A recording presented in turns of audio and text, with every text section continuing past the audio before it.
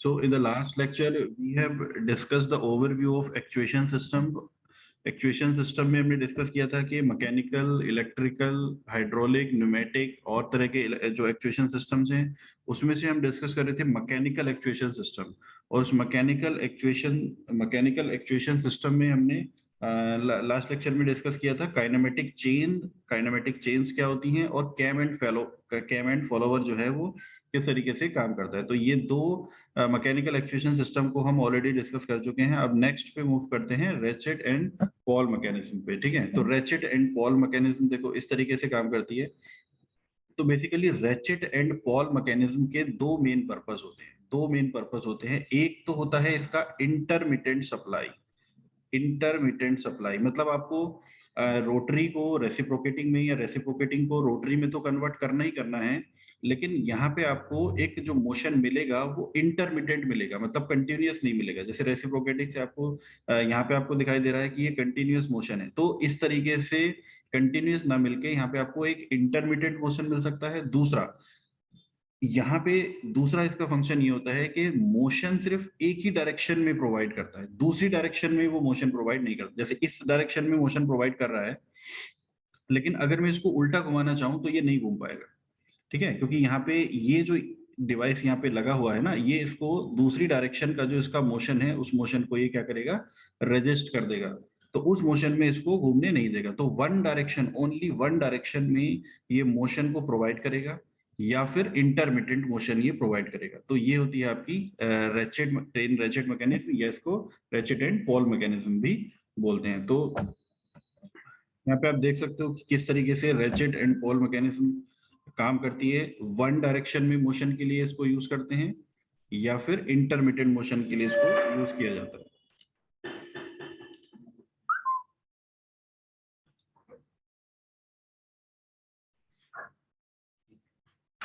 तो ये intermittent motion आपका थोड़ा मूव हुआ, उसके बाद में वो रुक जाता है, तो थोड़ा थोड़ा ये इंटरमिटेंट मोशन है। और दूसरी बात यहाँ पे क्या है कि सिर्फ एक ही डायरेक्शन में ये मोशन हो सकता है, दूसरी डायरेक्शन में मोशन नहीं होगा।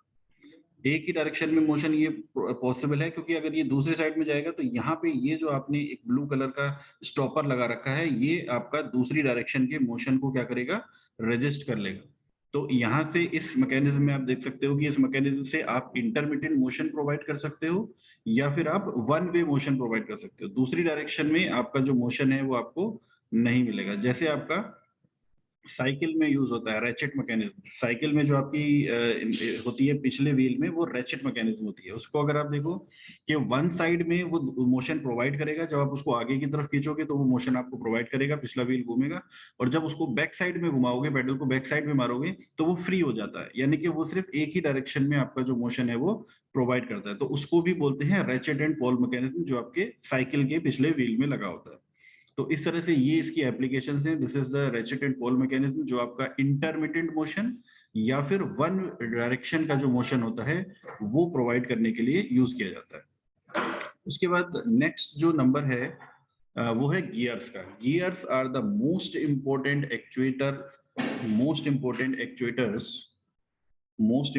एक्चुएटर्स या एक्चुएशन सिस्टम्स। बहुत ज्यादा एप्लीकेशन है, कई जगह पे गियर्स का यूज किया जाता है।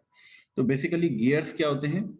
Gears are the machine elements that transmit motion by means of successively engaging teeth. ये जो बने रहते हैं ना, यहाँ पे ये उठा हुआ जो पार्ट है, इनको टीथ बोलते हैं। ठीक है, इनको क्या बोलते हैं? टीथ बोलते हैं। तो इन टीथ के सक्सेसिवली ये क्या टीथ क्या करते हैं आपस में, इस तरीके से एक के बीच में, दो के बीच में एक टीथ यहाँ पे फंस जाता है, इसको बोलते हैं एंगेजमेंट। इसको बोलते हैं एंगेजमेंट। तो ये जो दो व्हील्स होते हैं ये आपस में एंगेज हो जाते हैं, और एक व्हील जैसे इस डायरेक्शन में अगर मोशन प्रोवाइड करेगा, ये इस डायरेक्शन में घूमेगा, तो ये दूसरे व्हील को इस डायरेक्शन में रोटेट करेगा। मतलब एक अगर क्लॉकवाइज घूम रहा है तो दूसरा उसको कैसा घुमाएगा, एंटी क्लॉकवाइज उसको रोटेट कराएगा। तो इस तरह से जो गियर्स हैं वो मोशन को प्रोवाइड करते हैं। अब जैसा मैंने बताया था कि यहाँ पे हम एक्चुएटर्स की बात कर रहे हैं, तो एक्चुएटर्स में क्या होता है, या तो रेसिप्रोकेटिंग को रोटरी में कन्वर्ट करेंगे, या रोटरी को रेसिप्रोकेटिंग में कन्वर्ट करेंगे, या इंटरमीडिएट मोशन रहेगा, या रोटरी को रोटरी में कन्वर्ट करेंगे। तो यहाँ पे बेसिकली ये जो गियर्स यूज होते हैं वो रोटरी मोशन को रोटरी में ही कन्वर्ट करके आपको प्रोवाइड कराते हैं। लेकिन इसका एप्लीकेशन क्या है, रोटरी को रोटरी में कन्वर्ट क्यों करना होता है? पावर ट्रांसमिशन में कई बार जरूरत होती है आपके टॉर्क के वेरिएशन की, तो उस पर्पस के लिए यूज होते हैं, या फिर कई बार आपकी जरूरत होती है कि आपका जो मोशन है वो यहाँ इस शाफ्ट पे आपको प्रोवाइड हो रहा है, लेकिन आपको मोशन चाहिए इससे कुछ डिस्टेंस की दूरी पे, इस शाफ्ट पे आपका मोशन चाहिए। तो इस शाफ्ट पे, इस शाफ्ट से इस शाफ्ट पे मोशन को प्रोवाइड करने के लिए आप गियर्स यूज कर सकते हो, बेल्ट ड्राइव यूज कर सकते हो, चेन ड्राइव यूज कर सकते हो। ठीक है, ये सारे ऑप्शंस होते हैं आपके। उनमें से जो सबसे अच्छा ऑप्शन होता है वो होता है आपका गियर्स, क्योंकि gears are the positive drive, इनमें जो है वो स्लिप नहीं होती है, तो इसमें जो इफिशियंसी होती है वो लगभग 98 से 99% की इफिशियंसी गियर्स आपको प्रोवाइड कराते हैं। तो बेसिकली यहाँ से रोटरी मोशन ही आपको मिल रहा है। तो ये तो हो गया पहला फंक्शन के एक शाफ्ट से दूसरी शाफ्ट पे आपको पावर ट्रांसमिशन करनी है। पहला हो गया। और दूसरा ऑप्शन इसमें क्या होता है कि यहाँ पे आपको स्पीड रिडक्शन अगर चाहिए, जैसे पहली शाफ्ट आपकी बहुत तेजी से घूम रही है, सपोज 2000 आरपीएम से घूम रही है, और दूसरी शाफ्ट को आप चाहते हो कि ये जो है सपोज 800 आरपीएम से रोटेट कराना चाहते हो, तो उस पर्पस के लिए भी आप गियर्स का यूज कर सकते हो। एक गियर का साइज यहाँ पे छोटा हो जाएगा, इस गियर का साइज बड़ा हो जाएगा। उस तरीके से आप स्पीड को रिडक्शन करने के लिए, स्पीड को रिड्यूस करने के लिए भी गियर्स का यूज करते हो। तो ये सब एप्लीकेशंस हैं जहां पे हम गियर्स को यूज करते हैं। बेसिकली पावर ट्रांसमिशन के लिए ही यूज किया जाता है। एक शाफ्ट पे अगर आपके पास पावर है, उसको दूसरी शाफ्ट पे पहुंचाना चाहते हो with the variation of speed या वेरिएशन ऑफ टॉर्क, तो इस पर्पस के लिए यूज किए जाते हैं गियर्स। जैसा मैंने बताया, इफिशियंसी 98 से 99% होती है, तो बहुत ज्यादा इफेक्टिव डिवाइसेस होते हैं गियर्स।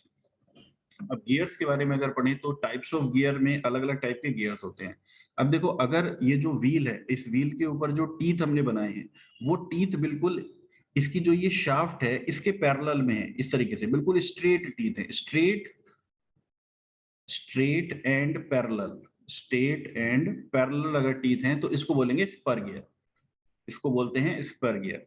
तो स्पर गियर का जो एप्लीकेशन है वो बहुत कम होता है। अगर आप लोगों ने कहीं पे देखा हो, जैसे कई बार जो गन्ने का रस निकालने के लिए कोल्हू यूज होते हैं, वहां पे अगर आप देखो तो स्पर गियर्स का यूज होता है।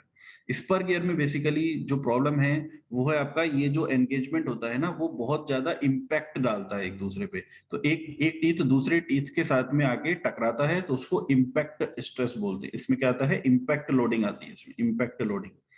ठीक है। तो स्पर गियर का जो यूज है, हालांकि एफिशिएंसी इसकी भी काफी ज्यादा है, लेकिन इसका जो यूज है वो काफी कम रहता है, क्योंकि इसमें इम्पैक्ट लोड आ जाता है। उसके इस प्रॉब्लम को सॉल्व करने के लिए क्या करते हैं, इसमें हेलिकल गियर्स लगाते हैं। अब हेलिकल गियर्स क्या होते हैं, यही जो आपके स्ट्रेट और पैरेलल टीथ थे ना, इनको इस तरीके से तिरछा कर देते हैं। स्ट्रेट एंड इंक्लाइंड होंगे तो स्ट्रेट ही, लेकिन इंक्लाइंड हो जाएंगे, वो पैरेलल नहीं होंगे, इस शाफ्ट के पैरेलल नहीं होंगे। इस तरीके से जैसे ये शाफ्ट है तो इसके पैरेलल नहीं होगा, इसके इंक्लाइंड इस तरीके से हो जाएगा। तो यहाँ पे आप देख रहे हो, ये आपकी शाफ्ट है और ये इंक्लाइंड इसके लगे हुए हैं, इंक्लाइंड है लेकिन स्ट्रेट है। ये आपकी शाफ्ट है, इस तरीके से टीथ लगे हुए हैं, इंक्लाइंड टीथ। तो पर्पस जो गियर्स है वो वही रहेगा। इंक्लाइंड टीथ लगाने से हेलिकल गियर्स में क्या होता है, देखो जो एंगेजमेंट होता है ना इसका, वो इस तरीके से होता है। देखो यहाँ पे देखोगे तो एक टीथ एक दूसरे के साथ में धीरे धीरे एंगेज करते हैं, इस तरीके से होगा। तो जब ये भी इधर घूमेगा, ये भी उधर घूमेगा, तो पहले इस पोर्शन का एंगेजमेंट होगा और फिर धीरे धीरे ये एंगेजमेंट बढ़ता जाएगा। यहाँ पे पूरा कंप्लीट एंगेजमेंट एक साथ में होता है। तो इसलिए हेलिकल गियर्स जो होते हैं, that is the most used gears in any industry. सबसे ज्यादा यूज होने वाले जो गियर्स हैं वो हेलिकल गियर्स होते हैं, बहुत ज्यादा इफेक्टिव होते हैं। सबसे ज्यादा यूज हेलिकल गियर्स ही होते हैं। तो हेलिकल में बेसिकली जो टीथ होते हैं वो स्ट्रेट और इंक्लाइंड होते हैं। किसके इंक्लाइंड, इसकी जो एक्सिस है, ये इसकी जो शाफ्ट है, जो एक्सिस ऑफ रोटेशन है उसके उससे इंक्लाइंड डायरेक्शन में होते हैं। फिर होते हैं आपके बेवल गियर। बेवल गियर क्या होते हैं, 90 डिग्री पे पावर ट्रांसमिशन के लिए। देखो यहाँ पे देखो, ये वाली शाफ्ट और ये वाली शाफ्ट दोनों पैरेलल है, ये वाली शाफ्ट ये वाली शाफ्ट दोनों पैरेलल है। यहाँ पे अगर आप देखोगे तो ये वाली शाफ्ट और ये वाली शाफ्ट ये 90 डिग्री पे है। तो जो बेवल गियर्स होते हैं वो इंटरसेक्टिंग शाफ्ट अगर होती हैं, सिर्फ जरूरी नहीं है कि 90 डिग्री पे हो, इस तरीके से भी शाफ्ट हो सकती हैं। जैसे यहाँ पे एक मोशन है और यहाँ पे एक मोशन है, यहाँ पे एक मोशन है, यहाँ पे एक मोशन है। तो बेसिकली जहाँ पे इंटरसेक्टिंग शाफ्ट होती हैं, इंटरसेक्टिंग शाफ्ट जहाँ पे होती हैं, वहां पे आपको पावर ट्रांसमिशन, जैसे किसी एंगल पे आपको पावर ट्रांसमिशन करना है। ये तो पैरेलल शाफ्ट है, ये सिर्फ यहाँ से इस डिस्टेंस पे पावर को ट्रांसमिट कर सकते हैं। लेकिन अगर एक शाफ्ट इस तरीके से है और दूसरी शाफ्ट इस तरीके से है, तो उधर अगर आपको पावर ट्रांसमिट करनी है तो आपको यूज करना पड़ेगा वेवल गियर। ये आपको यूज करना पड़ेगा वेवल गियर। ठीक है। उसके बाद आता है वॉर्म एंड वॉर्म व्हील या वॉर्म एंड वॉर्म गियर।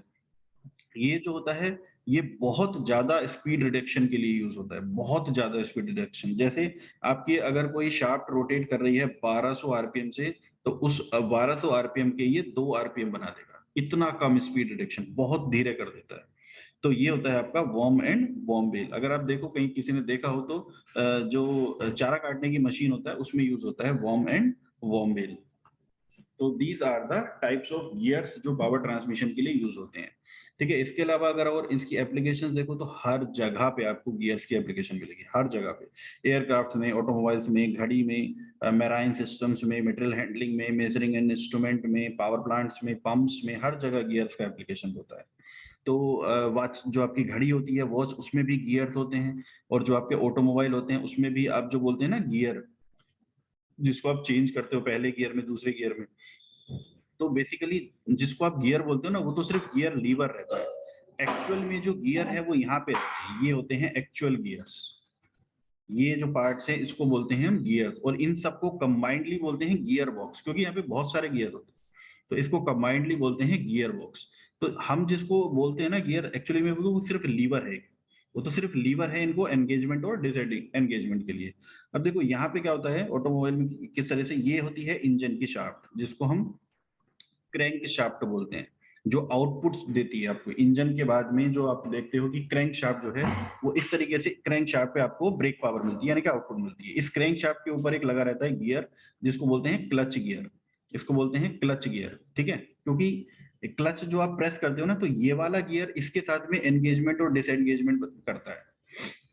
ये जो गियर हैं वो आपस में एंगेजमेंट और डिसएंगेजमेंट करते हैं। जब हम क्लच को प्रेस करते हैं तो ये डिसएंगेज हो जाते हैं, जब क्लच को छोड़ देते हैं तो ये एंगेज हो जाते हैं एक दूसरे के साथ में, इसके साथ में इसको ये रोटेट होने लगता है। तो ये एक नीचे वाली जो शाफ्ट है इसको काउंटर शाफ्ट बोलते हैं या ले शाफ्ट बोलते हैं। और ये वाली जो शाफ्ट है, ये वाली जो आपको दिख रही है, ये वाली आपकी होती है आउटपुट शाफ्ट, जो आपकी व्हील से कनेक्टेड रहती है। ये आपकी रहेगी आउटपुट शाफ्ट जो आपकी व्हील्स के साथ में कनेक्ट रहेगी। तो ये शाफ्ट अगर घूमेगी तो व्हील्स घूमेंगे, और अगर ये शाफ्ट नहीं घूमेगी तो व्हील्स नहीं घूमेंगे। तो जो इंजन की शाफ्ट है वो तो हमेशा घूमती रहेगी। जैसे आपका न्यूट्रल पोजीशन में है, तो न्यूट्रल पोजीशन में क्या होगा कि जो ये वाली शाफ्ट है ये घूमेगी, और ये अपने क्योंकि क्लच छोड़ी हुई है तो ये इसके साथ में एंगेज रहेगा, और ये वाली शाफ्ट घूमेगी। ये वाली शाफ्ट घूमेगी लेकिन ये वाली नहीं घूमेगी न्यूट्रल पोजीशन पे। ठीक है, अब जैसे आप सपोज फर्स्ट गियर डालते हो, तो फर्स्ट गियर डालने से क्या होता है कि पहले तो क्लच दबाओगे तो ये वाला जो है वो इसके साथ में डिसएंगेज हो जाएगा। फिर फर्स्ट गियर जब आप दबाओगे, देखो यहाँ पे फर्स्ट लिख रहा है, तो फर्स्ट का मतलब क्या होगा कि ये वाला जो पार्ट है इसको सिंक्रोनाइजर बोलते हैं। ये जो सिंक्रोनाइजर है वो इस गियर के साथ में अटैच हो जाएगा। अब हो क्या रहा था कि ये वाला गियर इसको घुमा रहा था, ये वाला गियर इसको घुमा रहा था, लेकिन ये वाला जो गियर है ना वो शाफ्ट के साथ अटैच ही नहीं था, वो शाफ्ट के ऊपर फ्री घूम रहा था, शाफ्ट नहीं घूम रही थी। ये वाला जो गियर था वो शाफ्ट के ऊपर फ्री घूम रहा था। उसी तरीके से ये वाला इसके साथ अटैच है, ये वाला इसके साथ, ये वाला इसके साथ है, ये वाला इसके साथ है, ये वाला इसके साथ है। तो ये सब आपस में अटैच तो है, लेकिन इनमें से कोई भी गियर जो है वो शाफ्ट के साथ अटैच नहीं है, ये शाफ्ट के ऊपर ऐसी फ्री घूम रहे हैं बस। शाफ्ट के साथ अटैच होते हैं ये सिंक्रोनाइजर। अब ये क्या होगा कि जब पहला गियर हम डालते हैं इसमें, तो ये वाला जो गियर है वो इसके साथ में अटैच होता है, ये इसको घुमाता है, ये इसको घुमाता है, लेकिन ये शाफ्ट को नहीं घुमा रहा क्योंकि ये शाफ्ट के ऊपर फ्री घूम रहा है। अब ये जो सिंक्रोनाइजर है, जब पहला गियर डालेंगे तो ये सिंक्रोनाइजर इस गियर के साथ में अटैच हो जाएगा, ये इस गियर के साथ में अटैच हो जाएगा। तो ये जो गियर है वो इस सिंक्रोनाइजर को घुमाएगा, और ये सिंक्रोनाइजर फिर शाफ्ट को घुमाएगा। तो जितनी स्पीड से ये गियर घूमेगा उतनी स्पीड से शाफ्ट घूमेगी। अब ये बड़ा गियर है तो धीरे घूमेगा, छोटा गियर होता है तो ज्यादा तेज घूमेगा। तो इस तरीके से फर्स्ट गियर में धीरे घूमता है, यानी कि गाड़ी जो है आपकी धीरे चलती है। उसके बाद आप क्या करते हो, फिर से क्लच प्रेस करते हो, तो ये वाला जो है वो डिसएंगेज जुड़ जाता है यहाँ से, क्लच वाला। और फिर ये वाला जो सिंक्रोनाइजर है वो दूसरी तरफ, क्योंकि दूसरी तरफ को आप फर्स्ट से बिल्कुल अपोजिट साइड में जाते हो, तो फर्स्ट में आप इसको सिंक्रोनाइजर को इधर लेके गए थे, तो सेकंड में बिल्कुल अपोजिट इसके इधर लेके जाएगा, तो ये वाला इससे अटैच हो जाएगा। अब ये जिस स्पीड से घूमेगा उस स्पीड से सिंक्रोनाइजर घूमेगा, जिस स्पीड से सिंक्रोनाइजर घूमेगा उस स्पीड से शाफ्ट घूमेगा। तो इस तरीके से पहले से फिर दूसरे में और तेज हो जाता है, फिर तीसरे में और तेज हो जाता है। अगर आप साइज देखो तो पहले का सबसे बड़ा है, फिर दूसरे का उससे छोटा है, फिर उससे छोटा है, फिर चौथे का उससे छोटा है, पांचवे का सबसे छोटा है। तो गियर जितना साइज में छोटा होता जाएगा उसकी स्पीड उतनी ज्यादा होती जाएगी, टॉर्क उतना कम होता जाएगा। ठीक है, तो इस तरीके से आपका जो गियर्स है वो काम करते हैं आपके किसी भी ऑटोमोबाइल में। उसी तरीके से इसके बहुत सारे एप्लीकेशन हैं, एयरक्राफ्ट वगैरह हर जगह पे गियर्स का एप्लीकेशन होता है। उसके बाद देखते हैं बेल्ट ड्राइव्स। तो बेल्ट ड्राइव भी काफी जगह पे यूज होती है। बेल्ट ड्राइव का काम भी क्या होता है, पावर ट्रांसमिशन का ही होता है, एक शाफ्ट से दूसरी शाफ्ट पे पावर ट्रांसमिशन करना होता है। तो बेल्ट ड्राइव हम बेसिकली उस जगह पे करते हैं जहां पे दो शाफ्ट के बीच में डिस्टेंस काफी ज्यादा होती है, क्योंकि गियर आप बहुत बड़े साइज के गियर नहीं बना सकते। तो गियर से जब आपको पावर ट्रांसमिट करनी है तो दो जो शाफ्ट हैं वो पास पास में होनी चाहिए, इनके बीच की जो सेंट्रल डिस्टेंस है वो बहुत ज्यादा नहीं होनी चाहिए। अगर बहुत ज्यादा होगी तो क्या करेंगे आप, इसके बीच में मान लो यहाँ से यहाँ आपको पावर ट्रांसमिट करनी है, तो यहाँ पे एक आप वैसे ही डालोगे, काउंटर शाफ्ट डाल दोगे जिसका काम कुछ नहीं होगा, सिर्फ पावर ट्रांसमिशन के लिए बीच में यूज होगी, यहाँ पे एक डालनी पड़ेगी। तब जाके ये वाला इसके साथ अटैच होगा, ये वाला इसके साथ अटैच होगा, ये वाला इसके साथ अटैच होगा। तो उस हिसाब से आपको देखना पड़ेगा, और डायरेक्शन का भी देखना पड़ेगा किस डायरेक्शन में आपको चाहिए, उस हिसाब से नंबर ऑफ गियर्स रहेंगे। तो यहाँ पे आपको बहुत सारे गियर लगाने पड़ेंगे, क्योंकि अगर इतनी डिस्टेंस अगर दोनों के बीच में है तो आप इतना बड़ा गियर नहीं बना सकते यहाँ से लेके यहाँ तक। तो उस केस में आप यूज करते हो बेल्ट ड्राइव्स का। तो क्या करते हैं, एक शाफ्ट से दूसरी शाफ्ट पे जब पावर ट्रांसमिट करनी होती है तो उसके ऊपर क्या करते हैं, बेल्ट लगा देते हैं। जैसे गांव में देखा होगा चारा काटने की मशीन में आप बेल्ट ड्राइव का यूज करते हो। तो बेसिकली वहां पे जो इंजन होता है और जो चारा काटने की मशीन होती है, उन दोनों की जो शाफ्ट हैं वो बेल्ट ड्राइव से कनेक्टेड होती है। इसके अलावा कंप्रेसर्स, अगर आप कभी बाइक वगैरह में हवा भरवाने जाएंगे तो उसके पास जो कंप्रेसर रहेगा उसको उसको चलाने के लिए एक मोटर होता है। ये कंप्रेसर हो गया, ये मोटर हो गया, इलेक्ट्रिक मोटर। तो जो मोटर और कंप्रेसर के बीच में कनेक्शन रहेगा, मोटर की शाफ्ट से कंप्रेसर की जो शाफ्ट है उसको जो पावर ट्रांसमिशन होगा वो भी बेल्ट ड्राइव के थ्रू ही होता है। ठीक है। इसके अलावा अगर आप आटा चक्की जो होती है वहां पे अगर आप देखोगे तो बेल्ट ड्राइव का यूज होता है, वहां पे भी जो सेंट्रल डिस्टेंस है वो काफी ज्यादा है। इसके अलावा ऑटोमोबाइल किसी कार में अगर आप रेडिएटर देखोगे तो रेडिएटर का जो फैन होता है वो भी इंजन की शाफ्ट के साथ में बेल्ट ड्राइव से ही कनेक्टेड होता है। तो काफी ज्यादा बेल्ट ड्राइव की एप्लीकेशन हैं। बेसिकली यहाँ पे भी आपका जो पावर ट्रांसमिशन है वो रोटरी मोशन से रोटरी मोशन में ही है, लेकिन किस जगह पे है, जहाँ पे सेंटर डिस्टेंस दोनों शाफ्ट की बहुत ज्यादा है, उस जगह पे हम यूज करेंगे बेल्ट ड्राइव्स का। तो ये कुछ एप्लीकेशंस हो गई बेल्ट ड्राइव। बेल्ट के बाद में देखते हैं बियरिंग्स। तो बियरिंग्स का बेसिकली काम क्या होता है, bearing is a machine part which support a moving element and confines it motion. तो जो आपका एक मूविंग एलिमेंट है उसको सपोर्ट करने के लिए यूज की जाती है। तो यहाँ पे अगर देखो कि ये आपका एक सर्कुलर पार्ट है, इसमें कोई शाफ्ट रहेगी। अब शाफ्ट जो रहेगी उसका काम तो घूमना है, शाफ्ट तो रोटेट होगी। अब ये जो है वो फिक्स पार्ट है, ये जो है वो फिक्स पार्ट है। तो इसका मतलब फिक्स में अगर आप ऐसे ही शाफ्ट को रख दोगे तो क्या होगा, उसके बीच में तो फ्रिक्शन हो जाएगा। तो क्या करेंगे, इसमें एक बियरिंग लगाएंगे और उस बियरिंग में शाफ्ट को फिट करेंगे। तो बियरिंग में क्या क्या होगा, बियरिंग बेसिकली क्या करेगी, उसको सपोर्ट करेगी। बियरिंग का जो आउटर कवर होगा वो फिक्स रहेगा और जो इनर होगा वो रोटेट कर सकता है। और इसके बीच में डिफरेंट डिफरेंट टाइप की अरेंजमेंट रहती है, type depending on the type of bearing कि किस तरह की बियरिंग है। अगर आपकी फ्लूइड बियरिंग है तो इसके बीच में ऑयल होगा, है ना, और इसके बीच में क्या होती है, बॉल्स भी होती हैं, बॉल बियरिंग बोलते हैं उसको। तो ये तो बेसिकली सपोर्ट के लिए होता है। और यहाँ पे आपको एक ऑयल होल, ये वाला एक ऑयल होल प्रोवाइड करते हैं जहां से इसको बेयरिंग्स को लुब्रिकेशन के लिए ऑयल सप्लाई करते हैं। तो बेसिकली बेयरिंग का काम क्या होता है, मूविंग एलिमेंट्स को, स्पेशली शाफ्ट्स को, मूविंग एलिमेंट्स को सपोर्ट प्रोवाइड कराना होता है बेयरिंग्स का फंक्शन। ठीक है। अलग अलग तरह की बेयरिंग्स यूज होती है। क्लासिफिकेशन अगर हम देखें बेयरिंग्स का तो मेनली स्लाइडिंग कॉन्टेक्ट बेयरिंग होती है और रोलिंग कॉन्टेक्ट बेयरिंग होती है। स्लाइडिंग कॉन्टेक्ट बेयरिंग और रोलिंग कॉन्टेक्ट बेयरिंग। ठीक है।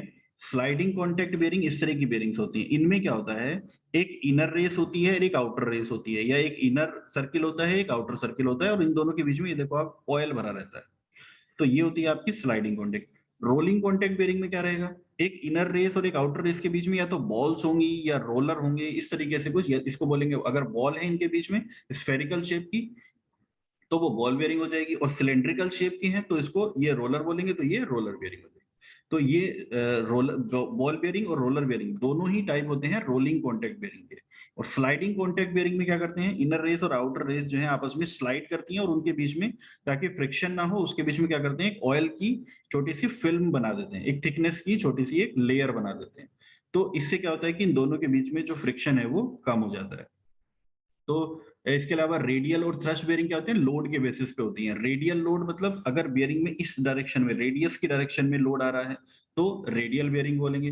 और थ्रस्ट लोड क्या होता है, इसके परपेंडिकुलर डायरेक्शन में, रेडियल इसकी जो एक्सिस है उसकी डायरेक्शन में अगर लोड आ रहा है तो उसको थ्रस्ट बेयरिंग बोलेंगे।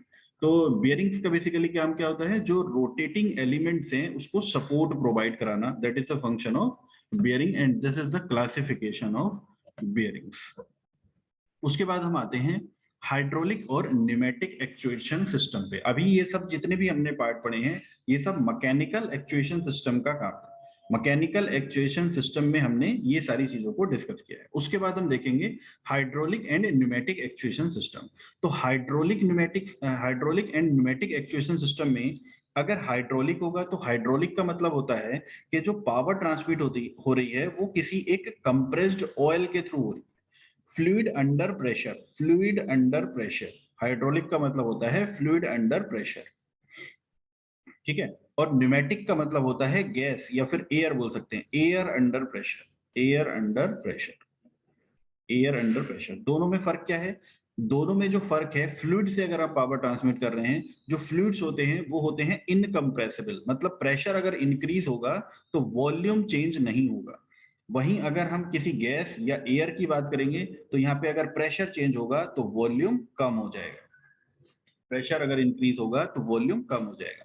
ये इनकम्प्रेसिबल होते हैं, यहाँ पे प्रेशर इंक्रीज करोगे तो वॉल्यूम में कोई भी चेंज नहीं आएगा। तो दोनों जो है वो पावर ट्रांसमिशन के लिए यूज होते हैं, दोनों के अपने अलग अलग एप्लीकेशंस हैं, दोनों की कुछ अच्छाइयां हैं कुछ बुराइयां हैं। तो यहाँ पे हम सिर्फ और सिर्फ एक्चुएशन सिस्टम की बात करेंगे, इससे ज्यादा हम इसमें डिस्कस नहीं करेंगे। तो बेसिकली जो हाइड्रोलिक और न्यूमेटिक एनर्जी को मैकेनिकल एनर्जी में कन्वर्ट करने वाले डिवाइसेस होंगे उनको हम बोलेंगे हाइड्रोलिक एक्चुएटर्स, ठीक है। एक्चुएटर में मैंने आपको बताया कि जो मोशन आपको मिलेगा वो इधर रेसिप्रोकेटिंग मिलेगा और रोटरी मिलेगा। अब वो मोशन किस तरीके से कन्वर्ट होके आ रहा है, रोटरी से रेसिप्रोकेटिंग में या किसी ऑयल के थ्रू रेसिप्रोकेटिंग में आ रहा है, तो वो उसका टाइप डिसाइड करेगा।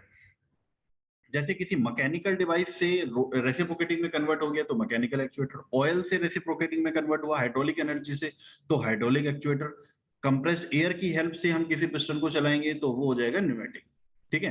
तो हाइड्रोलिक और न्यूमेटिक यहाँ पे हम एक साथ ही डिस्कस करेंगे। फर्क सिर्फ यह रहेगा कि हाइड्रोलिक में एक ऑयल यूज होगा और न्यूमेटिक में एयर यूज होगा। तो एयर को कंप्रेस करने के लिए कंप्रेसर यूज होगा और फ्लूइड को प्रेशराइज करने के लिए एक पंप यूज होगा। तो अगर हम फ्लूइड की बात करेंगे तो वो हाइड्रोलिक्स के अंडर में आएगा, मतलब लिक्विड की बात करेंगे तो हाइड्रोलिक्स के अंडर में आएगा, और एयर की बात करेंगे तो वो न्यूमेटिक के अंदर में आएगा। तो हाइड्रोलिक न्यूमेटिक जो एक्चुएटर्स होते हैं वो दो तरीके के होते हैं, लीनियर एक्चुएटर्स और रोटरी एक्चुएटर्स। इसका मतलब क्या है कि अगर हम किसी फ्लूइड की हेल्प से आइदर लिक्विड और गैस, तो अगर लिक्विड होगा तो हाइड्रोलिक और गैस होगा तो न्यूमेटिक। तो अगर हम किसी फ्लूइड की हेल्प से मोशन, हमें आउटपुट मोशन अगर हमें मिलता है रेसिप्रोकेटिंग या लीनियर मोशन मिलता है तो वो हो जाएगा लीनियर एक्चुएटर। और अगर हमें रोटरी मोशन मिलता है तो वो हो जाएगा रोटरी एक्चुएटर्स, ठीक है। तो लीनियर एक्चुएटर और रोटरी एक्चुएटर। अब ये लीनियर एक्चुएटर और रोटरी एक्चुएटर जो है वो अलग अलग तरीके के होते हैं।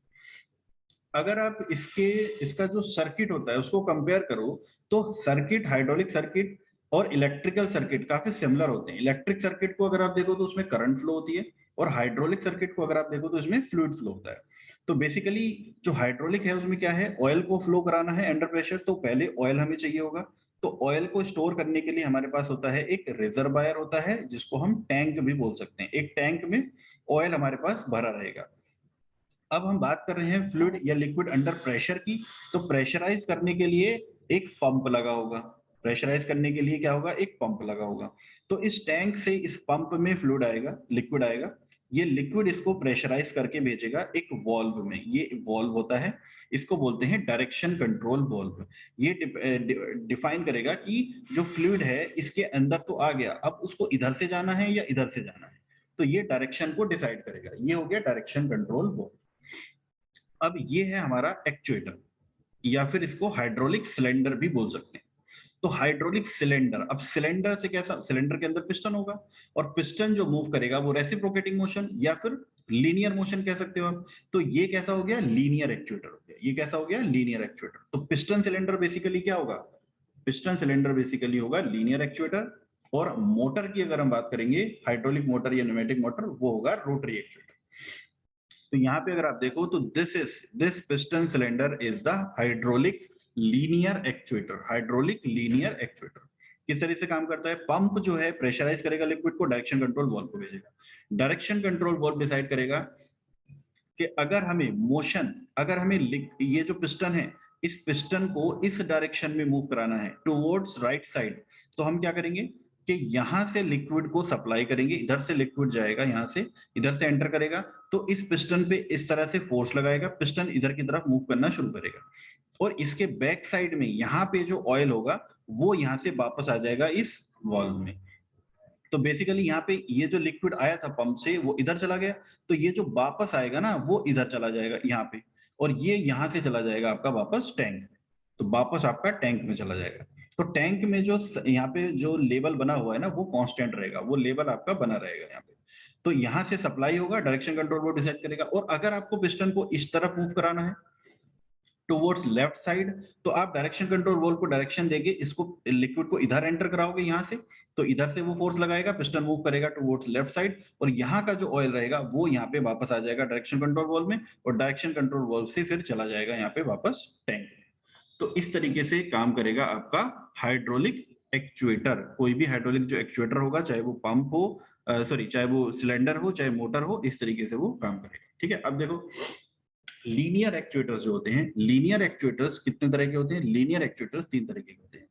सिंगल एक्टिंग सिलेंडर होगा, डबल एक्टिंग सिलेंडर होगा, और डबल रोड सिलेंडर होगा। तो अभी मैंने जो आपको दिखाया वो कौन सा था? डबल एक्टिंग था। डबल एक्टिंग मतलब दोनों तरफ से काम कर सकता है। डबल एक्टिंग का मतलब होता है कि फ्लूइड की सप्लाई हम दोनों तरफ से कर सकते हैं। सिंगल एक्टिंग कैसा होता है? देखो, ये होता है सिंगल एक्टिंग। सिंगल एक्टिंग में क्या होगा? यहां से फ्लूइड की सप्लाई होगी, यहां से जब फ्लूइड एंटर करेगा तो ये पिस्टन को पुश करेगा, इस डायरेक्शन में फोर्स लगाएगा, पिस्टन मूव करेगा इधर की डायरेक्शन में, और इसके इधर लगा होगा एक स्प्रिंग। तो जब फ्लूइड इस पे प्रेशर लगाएगा तो स्प्रिंग में जो एनर्जी है वो स्टोर हो जाएगी, और वापस इस पिस्टन को वापस लाने के लिए हम क्या करेंगे? बेसिकली फ्लूइड के प्रेशर को कम कर देंगे, तो जो स्प्रिंग है वो इसको वापस इधर ले आएगा। तो फ्लूइड के प्रेशर को बढ़ाएंगे, फ्लूइड इसको इधर भेज देगा, लिक्विड इसको इधर भेज देगा, और फ्लूइड के प्रेशर को कम कर देंगे तो स्प्रिंग जो है वो इसको वापस कर देगा। तो बेसिकली यहाँ पे जो लिक्विड की आप सप्लाई कर रहे हो या फ्लूइड की जो आप सप्लाई कर रहे हो वो एक ही साइड से कर रहे हो, इसलिए इसको बोलते हैं सिंगल एक्टिंग। डबल एक्टिंग कौन सा होता है? डबल एक्टिंग ये वाला है। डबल एक्टिंग में आप इधर से सप्लाई करोगे तो पिस्टन पीछे चला जाएगा, इधर से सप्लाई करोगे तो पिस्टन वापस आ जाएगा। जब इधर से सप्लाई करोगे तो जो इधर का लिक्विड होगा वो वापस निकल के टैंक में चला जाएगा। जब इधर से लिक्विड की सप्लाई करोगे तो पिस्टन जो है वो लेफ्ट साइड में मूव करेगा, और इधर का जो लिक्विड होगा वो वापस निकल के डायरेक्शन कंट्रोल वाल्व के थ्रू चला जाएगा टैंक में। ठीक है, फिर होता है डबल रोड। डबल रोड में देखो होता क्या है, ये जो डबल एक्टिंग है, डबल एक्टिंग में जब इधर से आपका लिक्विड सप्लाई होगा लेफ्ट साइड से, तो यहाँ पे फोर्स अपॉन एरिया, प्रेशर जो बनेगा फोर्स अपॉन एरिया, तो फोर्स लगाएगा कुछ फोर्स, और एरिया जो है वो यहाँ पे पूरा एरिया रहेगा, ये पूरा एरिया। लेकिन जब इस साइड से लगेगा तो एरिया कम हो जाएगा, क्योंकि ये जो रॉड रहेगी ना इसका एरिया माइनस हो जाएगा इसमें। मतलब एक साइड से ज्यादा प्रेशर अप्लाई होगा और एक साइड से कम प्रेशर अप्लाई होगा, क्योंकि एरिया यहाँ पे दोनों में तरफ अलग अलग है। तो उस केस में क्या होगा कि पिस्टन इधर अलग स्पीड से जाएगा और इधर अलग स्पीड से जाएगा। तो इन दोनों की स्पीड को बराबर करने के लिए क्या करना पड़ेगा? एरिया को बराबर करना पड़ेगा, एरिया को बराबर करना पड़ेगा। ठीक है, तो दोनों तरफ से जो फोर्स है वो अलग अलग लगेगा, तो दोनों तरफ का फोर्स अगर हम इक्वल कर देंगे, कैसे? दोनों तरफ का एरिया बराबर करके। तो क्या होगा? उस एरिया बराबर कैसे करेंगे? दोनों तरफ में रॉड डाल देंगे यहाँ पे, तो जो एरिया रहेगा देखो, इधर भी इतना एरिया, इधर भी इतना एरिया, यहाँ पे भी इतना एरिया, यहाँ पे भी इतना एरिया, तो दोनों तरफ का एरिया बराबर हो गया, तो फोर्स भी बराबर हो जाएगा। फोर्स बराबर हो जाएगा तो दोनों तरफ की जो इसके पिस्टन की जो स्पीड होगी वो दोनों तरफ की बराबर हो जाएगी। तो ये होता है आपका डबल रोड सिलेंडर। ठीक है, this is the double road cylinder. उसके बाद रोटरी एक्चुएटर्स देखते हैं। रोटरी एक्चुएटर्स क्या होते हैं? रोटरी जो है वो दो तरीके के होते हैं। एक तो रोटरी वेन एक्चुएटर होता है और दूसरा रैक एंड पिनियन होता है। और रैक एंड पिनियन जो होता है वो दो तरीके का होता है, सिंगल सिलेंडर और डबल सिलेंडर। तो पहले देखते हैं रोटरी वेन एक्चुएटर क्या होता है। रोटरी वेन एक्चुएटर में क्या होता है? बेसिकली इस तरीके का एक मोटर होता है यहाँ पे। ठीक है, ये मोटर होगा। अब यहाँ पे एक लगा रहेगा, ये तो रहेगा एक पार्टीशन यहाँ पे, ये तो स्टेशनरी बैरियर है। और ये वाला जो बैरियर है, दो बैरियर है बेसिकली, ये वाला जो बैरियर है ये तो स्टेशनरी है, स्टेशनरी मतलब रुका रहेगा। और एक ये वाला बैरियर है यहाँ पे, इसको बोलते हैं वेन। इसको बोलते हैं वेन, वेन या ब्लेड जैसे पढ़े थे हमने, तो वेन या ब्लेड बोलते हैं इसको। ये भी एक बैरियर है। बैरियर का मतलब क्या है? बैरियर का मतलब है जो फ्लूइड को सेपरेट करके रखेगा, आने वाले फ्लूइड को और जाने वाले फ्लूइड को जो सेपरेट करके रखेगा वो होगा बैरियर। तो एक मूविंग बैरियर है और एक स्टेशनरी बैरियर है। जो मूविंग बैरियर होगा उसको वेन बोलेंगे, ठीक है। और यहाँ पे रहेगी इसकी शाफ्ट जो रोटरी मोशन प्रोवाइड करेगी। ये आउटर इसका कवर रहेगा यहाँ पे, और ये रहेगी सील एक जो क्या करेगी इस, क्योंकि ये तो मूव करेगा ना यहाँ पे, तो मूव करेगा तो सील यहाँ पे डालनी जरूरी है ताकि जो लिक्विड है वो लीक करके इधर की तरफ ना जाए। अब देखो होगा क्या, यहां से लिक्विड एंटर करेगा, यहां से जब लिक्विड एंटर करेगा तो वो इस पे इस तरीके से फोर्स लगाएगा, तो ये जो वेन है ये घूमना स्टार्ट करेगा, वो वेन जो है वो यहां से घूम के इधर आएगा। अब इसके पीछे यहाँ का जो लिक्विड होगा वो लिक्विड यहाँ से वापस चला जाएगा टैंक में, ये वापस टैंक में जा रहा होगा और यहाँ से प्रेशराइज लिक्विड यहाँ पे आ रहा होगा। ये जो वेन है वो यहाँ से घूमता घूमता घूमता इधर से घूम के वापस इसके ऊपर से इधर चला जाएगा। तो इसके पीछे का जितना भी लिक्विड था वो इसके इस साइड आ गया, और यहाँ पे तो स्टेशनरी बैरियर है, ये लिक्विड तो उधर जाएगा नहीं, सिर्फ वेन उधर जाएगा। जैसे ही ये वेन इधर जाएगा इसके इधर वाला जितना लिक्विड आ रहा होगा वो सब इसके पीछे की तरफ आ जाएगा और वो वापस निकल के इधर से वापस चला जाएगा। तो इस तरीके से कंटिन्यूअसली इसको रोटरी मोशन मिलता रहेगा, और इसकी स्पीड डिपेंड करेगी प्रेशर पे। जितना आप लिक्विड का प्रेशर इंक्रीज करते जाओगे इसकी जो स्पीड है वो इंक्रीज होती रहेगी। तो this is the rotary when actuator. फिर रैक एंड पिनियन, देखो रैक एंड पिनियन में क्या होगा, यहाँ पे बेसिकली क्या है, सिलेंडर पिस्टन है। यहाँ से आपका जो लिक्विड है वो सप्लाई होगा, यहाँ से आपका लिक्विड सप्लाई होगा। ये भी दो तरह का है, सिंगल सिलेंडर और डबल सिलेंडर। तो यहाँ से लिक्विड सप्लाई होगा तो ये पिस्टन को फोर्स लगाएगा इधर, पिस्टन इधर मूव करेगा। अब यहाँ पे क्या है, एक रैक लगी हुई है, रैक इधर मूव करेगी। अब ये रैक के बीच में लगा हुआ है एक पिनियन, पिनियन मतलब होता है गियर, पिनियन का मतलब होता है गियर। तो यहाँ पे एक गियर लगा हुआ है। अब ये गियर और इस जो रैक है, रैक में भी टीथ हैं, रैक में भी टीथ हैं और पिनियन में भी टीथ हैं। पिनियन के जो टीथ हैं वो जो सर्कुलर सर्कुलर में है, और रैक के जो टीथ हैं वो स्ट्रेट लाइन में, ठीक है। तो बेसिकली रैक को हम बोलते हैं एक गियर ऑफ इनफाइनाइट रेडियस, क्योंकि रेडियस उसमें है ही नहीं, वो तो स्ट्रेट है ना, तो रेडियस कितना रेडियस निकालोगे, इनफाइनाइट रेडियस आएगी। तो रैक में टीथ हैं, स्ट्रेट हैं, और पिनियन में जो टीथ है, गियर में जो टीथ है वो रोटरी में है। तो जब ये पिनियन इसको मूव कराएगा तो ये इसको क्या करेगा, घुमा देगा, और यहाँ पे आपको क्या मिलेगा, पिनियन पे क्या मिलेगा, रोटरी मोशन मिल जाएगा। तो इस तरह के अरेंजमेंट को बोलते हैं रैक एंड पिनियन। देखो जो रैक एंड पिनियन होता है ना, रैक एंड जो अभी हमने मैकेनिकल एक्चुएशन सिस्टम पढ़े हैं, उन मैकेनिकल एक्चुएशन सिस्टम में जो हमने एक एक्चुएटर पढ़ा था गियर, उस गियर में हमने देखा था helical gear, spur gear, bevel gear, अलग अलग तरह का वॉर्म गियर। उसमें एक टाइप ये भी होता है रैक एंड पिनियन गियर। तो वहां पे अगर रैक और पिनियन दोनों मैकेनिकल मोशन से मूव कर रहे हैं, मैकेनिकल एनर्जी से मूव कर रहे हैं, तो वो मैकेनिकल एक्चुएटर में आएगा। लेकिन यहाँ पे जो रैक मूव कर रहा है ना वो हाइड्रोलिक एनर्जी से मूव कर रहा है, और ये हाइड्रोलिक एनर्जी पिनियन को रोटेट करा के प्रोवाइड करा रही है मैकेनिकल एनर्जी। इसलिए इस तरीके का जो एक्चुएटर होगा this will be the hydraulic actuator. और हाइड्रोलिक में कैसा आउटपुट कैसा मिल रहा है आपको, रोटरी। तो रोटरी, हाइड्रोलिक रोटरी एक्चुएटर हो जाएगा ये, ठीक है। और कंप्रेस्ड एयर सप्लाई करेंगे तो न्यूमेटिक हो जाएगा। तो इस तरीके से ये काम करेगा rotary single cylinder. Double cylinder में क्या है, दोनों तरफ है, यहां से भी उसको फोर्स मिल रहा है और यहां से भी। तो फोर्स या आपको इसको ज्यादा पावर से रोटेट कराना है तो आपको दो सिलेंडर यहाँ पे लगाने पड़ेंगे। यहाँ से ऑयल एंटर करेगा, पिस्टन को मूव कराएगा, इधर से पिस्टन जाएगा और इधर से ये इधर को मूव कराएगा, तो इस साइड ये वाला पिस्टन मूव करेगा, और ये बेसिकली क्या करेंगे, इस पिनियन को रोटेट कराएंगे। तो यहाँ से आपको डबल सिलेंडर क्यों यूज करते हैं, ज्यादा पावर अगर आपको प्रोवाइड करानी है तो आपको डबल सिलेंडर यूज करना पड़ेगा। तो these are the linear and rotary actuators, hydraulic and pneumatic. अगर हाइड्रोलिक होगा तो ऑयल सप्लाई करेंगे, न्यूमेटिक होगा तो कंप्रेस्ड एयर सप्लाई करेंगे, ठीक है। उसके बाद देखते हैं प्रेशर कंट्रोल वॉल्व और direction control valve. Pressure control valve और डायरेक्शन कंट्रोल वॉल्व, ये ऐसे दो वॉल्व्स हैं। डायरेक्शन कंट्रोल वॉल्व तो मैंने अभी बताया भी आप लोगों को, जो किसी भी हाइड्रोलिक या न्यूमेटिक सर्किट में कंपलसरी पार्ट है। आप सिर्फ पंप से एनर्जी को, लिक्विड को कंप्रेस करके पंप से डायरेक्टली आप किसी एक्चुएटर में नहीं भेज सकते। उसके लिए आपको दो कंपलसरी जो वॉल्व्स हैं, वैसे तो बहुत सारे चाहिए होंगे लेकिन वो कंपलसरी नहीं है, उनको आप लगाओ या नहीं लगाओ, उनकी रिक्वायरमेंट के एप्लीकेशन के बेसिस पे डिपेंड करेगा। लेकिन ये दो ऐसे वॉल्व्स होते हैं, प्रेशर कंट्रोल वॉल्व और डायरेक्शन कंट्रोल वॉल्व, ये आपको सर्किट में लगाने ही पड़ेंगे 101%। तो यहाँ पे आप जो देख रहे हो ये वाला जो वॉल्व है this is the direction control valve, और ये वाला जो वॉल्व है this is the pressure control valve. यहाँ पे आप देख सकते हो This is the direction control valve and this is the pressure control valve. This is direction control valve and this is pressure control valve. अब देखो ये काम कैसे करता है। डायरेक्शन कंट्रोल वाल्व का तो बेसिकली काम है डायरेक्शन प्रोवाइड कराना। यहाँ से आपका एक पंप लगा हुआ है, पंप जो है वो लिक्विड को सप्लाई करेगा, पंप लिक्विड को जब सप्लाई करेगा तो वो आएगा एक डायरेक्शन कंट्रोल वाल्व में। ये इसके पोर्ट्स हैं अलग अलग। अब देखो इस पोजीशन में अगर रहेगा तो ये वाला जो पोर्ट है वो बंद है, तो यहां से लिक्विड कहीं भी नहीं जाएगा। जब लिक्विड कहीं भी नहीं जाएगा तो पंप तो कंटिन्यूसली सप्लाई करता रहेगा। पंप जब इसको कंटिन्यूसली सप्लाई करता रहेगा और ये लिक्विड कहीं जा नहीं रहा, तो क्या होगा, प्रेशर इंक्रीज होता रहेगा, प्रेशर कंटिन्यूसली इंक्रीज होता रहेगा, होता रहेगा, होता रहेगा, बहुत ज्यादा प्रेशर इंक्रीज होता रहेगा। तो जब प्रेशर इंक्रीज होता रहेगा, पंप चलता रहेगा, तो डैमेज के चांसेस हो जाएंगे।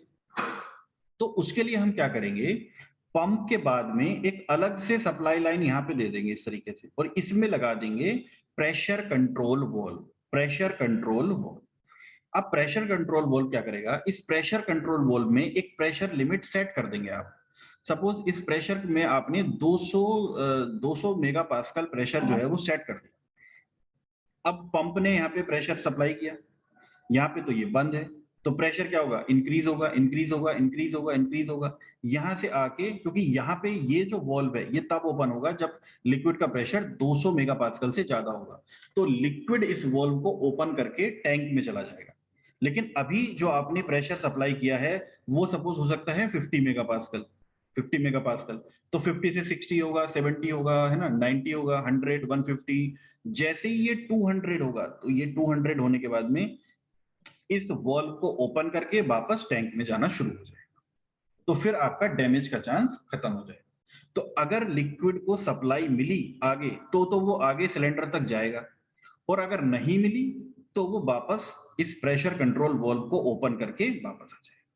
लेकिन प्रेशर कंट्रोल वॉल्व में आपको प्रेशर जो सेट करना होगा वो इसके ऑपरेटिंग प्रेशर से ज्यादा सेट करना होगा, नहीं तो वो ऊपर तक जाएगा ही नहीं ना। भाई हर कोई आसान रास्ता ढूंढेगा, अगर उसको आसान रास्ता मिल गया यहाँ से प्रेशर कंट्रोल वॉल्व से होके टैंक में जाने का, तो वो ऊपर जाके काम क्यों करेगा। ठीक है, तो अगर इस पिस्टन को पुश कराने के लिए आपको 150 मेगापास्कल चाहिए, तो प्रेशर कंट्रोल वॉल्व में आपको उससे ज्यादा 200 या 250 मेगापास्कल सेट करना पड़ेगा, ताकि जो पाइप जो ऑयल है वो ऊपर की तरफ जाए, इसको पुश करे और उसको पुश करके अपना जो भी उसका फंक्शन है वो अचीव करे और फिर वापस टैंक में आए। लेकिन अगर किसी वजह से लिक्विड ऊपर नहीं जा पाया, जैसे यहाँ पे वॉल्व ये बंद है, तो उस केस में प्रेशर बढ़ता ना रहे, डैमेज ना हो, इसलिए हमने लगाया है प्रेशर कंट्रोल वॉल्व। ठीक है, तो ये तो हो गया फंक्शन प्रेशर कंट्रोल वॉल्व का। डायरेक्शन कंट्रोल वॉल्व का फंक्शन क्या है, भाई पिस्टन को आपको इधर करना है या नहीं करना है, इधर करना है या इधर करना है या कहीं नहीं करना है। तो ये तीन पोजीशन हो सकती हैं। तो यहाँ पे देखो तीन पोजीशन है, एक पोजीशन ये हो गई, दूसरी पोजीशन ये हो गई और तीसरी पोजीशन ये हो गई। तो ये एक लगा हुआ है लीवर।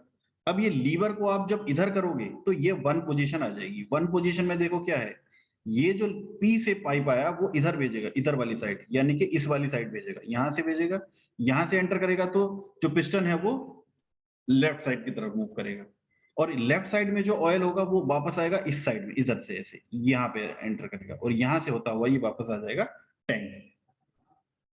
तो लेफ्ट साइड में मूव करोगे तो पिस्टन लेफ्ट साइड में मूव करेगा। इस लीवर को मैं अगर राइट साइड में कर दूंगा तो ये वाली पोजीशन आ जाएगी, थ्री वाली। थ्री वाली में क्या है, यहां से सीधा जाएगा और यहां से इस तरीके से आएगा, मतलब ये पंप से जो लाइन आ रही है वो सीधी ऊपर जाएगी, इधर से एंटर करेगा, तो पिस्टन जो है वो राइट साइड में मूव करेगा, और राइट साइड वाला जो लिक्विड होगा वो नीचे इधर टैंक। तो ये काम होगा डायरेक्शन कंट्रोल वॉल्व का। डायरेक्शन कंट्रोल वॉल्व का बेसिकली काम क्या है, डायरेक्शन प्रोवाइड करना, पिस्टन का मूवमेंट आपको लेफ्ट साइड करना है या राइट साइड करना है।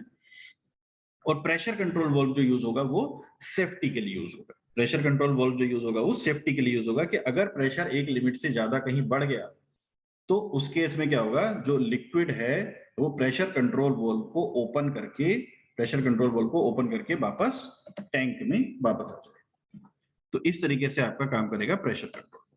तो ये इसका एक अलग तरह का डायग्राम है, ये बहुत ज्यादा डिटेल्ड डायग्राम है समझने के लिए। अगर आपको नहीं समझ में आया हो तो ये आपको स्कूल यहाँ से बता देगा कि जो आपका लिक्विड का फ्लो है वो किधर कर रहा है।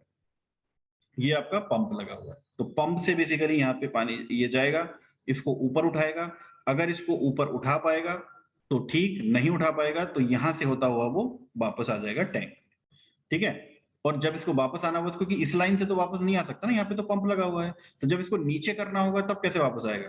तो यहाँ से हम प्रेशर को कम कर देंगे और ये जो पानी है वो इधर से होता हुआ यहाँ से वापस आएगा, ये वाला डायरेक्शन है। और ये वाली जब डायरेक्शन रहेगी, तो जब यहाँ से पंप ऊपर जाएगा, इसको ऊपर करेगा, तो लिक्विड तो इधर भी आएगा, लेकिन यहाँ से ये बंद है, हरा वाला नीले वाले के साथ कनेक्ट ही नहीं है, तो यहाँ पे आकर रुक जाएगा। अब जब प्रेशर बढ़ेगा तो इसको ऊपर उठाना ही पड़ेगा, इसके पास और कोई जाने का रास्ता ही नहीं, क्योंकि यहाँ पे भी प्रेशर ज्यादा सेट है और यहाँ पे तो रास्ता ही बंद है। और जब नीचे लाना होगा तब क्या करेंगे, इस लीवर को इधर कर देंगे, यानी कि ये वाला जो पाइप है वो इधर इसके साथ कनेक्ट हो जाएगा, यहाँ से ये वाला मूव करके इधर चला जाएगा। तो हरा वाला नीले के साथ, यहाँ पे देखो एरो बन रहा है, एरो बनने का मतलब हरा वाला नीले वाले के साथ कनेक्ट हो रहा है, तो नीले वाले के थ्रू यहाँ से वापस टैंक में आ जाएगा।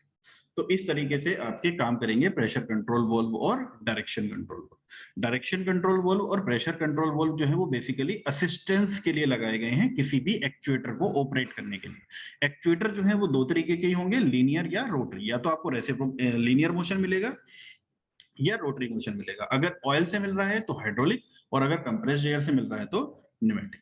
तो ये हो गए आपके actuators, mechanical actuators, hydraulic actuators and pneumatic actuators.